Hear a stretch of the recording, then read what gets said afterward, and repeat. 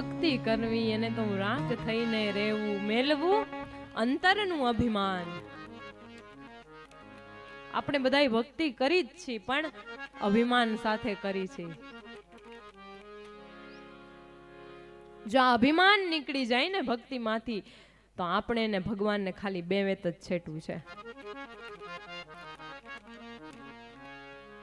જ્યાં સુધી આપણામાં અભિમાન હોય ને ત્યાં સુધી આપણે એમ કહી આ મારું છે, આ મારું છે. પણ જેવું જ અભિમાન નીકળી જાય, અભિમાન વગરની ભક્તિ કરવા માંડી ને, પછી એક જ શબ્દ આવે, મારું કાંઈ નથી, તેરા તુજકો અર્પણ ક્યાં લાગે મેરા. આ મેં કર્યું એમ નહીં, આ તો તમારી આપેલી સંપત્તિ હતી, એમાંથી અમે થોડુંક એક પુષ્પ તમને ચડાવ્યું છે.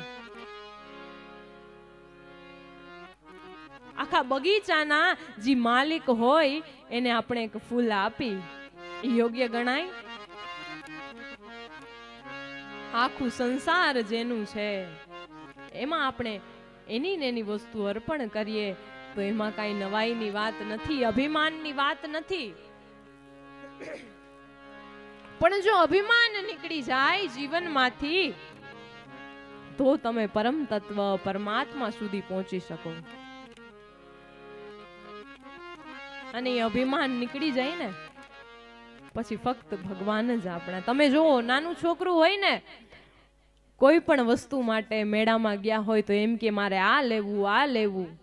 આપણે એને ન લઈ દેતા હોય ને, પણ વસ્તુ બને એવી કે જ્યારે એ નાના બાળકથી એની માં વિખૂટી પડી જાય, પછી ઘણા લોકો આવીને એને એમ કે આલે અમે તમને આ વસ્તુ આપી, તને આ વસ્તુ આપી. પેલા ઈ બાળક ઈ જ રમકડા માટે રોતો હોય, પછી માં વિખૂટા પડી જાય એટલે બાળકને પાછા ઈ જ રમકડા દેવામાં આવે ને, તો એ બાળક બસ એટલું જ કહે, હવે મારે ઈ રમકડા નથી જોતા, મારે મારી માં જોઈ છે, માં જોઈ છે. એમ આપણને જો સમજ થઈ જાય ને કે આ કાંઈ મારું નથી. પેલા આપણે પૈસા માટે રોતા હોય, સંપત્તિ માટે રોતા હોય, સારા ઘર મકાન બંગલા માટે રોતા હોય, પણ જ્યારે ખબર પડે ને કે આ મારું તો કાંઈ નથી, ત્યારે રોવાનું ખાલી પ્રભુ માટે. પણ આવી સમજણ આવી જોઈ.